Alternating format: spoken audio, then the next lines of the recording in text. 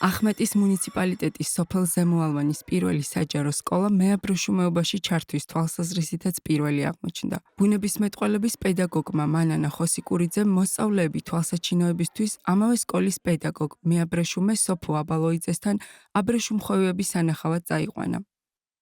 მეაბრეშუმეობით დაინტერესდა თვითონ ეს მასწავლებელი, რომ მეწარმეობის საფუძვლებზე მეათე კლასის მოსწავლეებისთვის ჩაეტარებინა აიხსნა გაკვეთილი. სანახაობიდან მოსწავლეები ახალი იდეით დაბრუნდნენ. სურდათ აბრეშუმხვევების მოვლის პროცესში უშუალოდ ჩართულიყვნენ.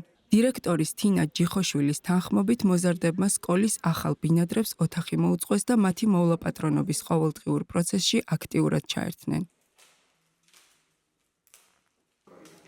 ძალიან არიან დაინტერესებულები ბავშვები, იმიტომ რომ აქტიურად არიან ჩართულები, თვითონ მოაქვთ ყოველდილით გამზადებული დარჩეული ფოთოლი, თვითონვე ჭრიან, უყრიან, თვითონ ულიან. მე თვითონაც აქტიურად ვარ ჩართული, ღუმელია, ასანთები, ყოველდილით შემოვდივარ ვნახულობ, იმიტომ რომ მიხარია ყოველდღიურად რომ იზრდებიან.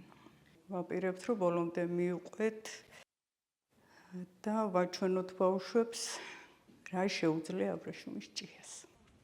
სპეციალისტების შეფასებით მოზარდებისთვის ინფორმაციის გადაცემა ადგილზე საყოველთაო ცნობიერების ამაღლებას უწყობს ხელს. სკოლაში ძალიან დიდი მნიშვნელობა აქვს.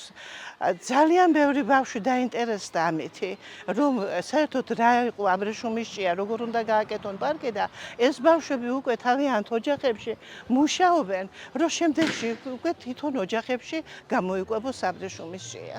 ახმეტის რაიონის მოსახლეობა სულ უფრო მზარდი ინტერესს იჩენს ადგილზე მეაბრეშუმეობის დარგის კვლავ გასაცოცხლებლად.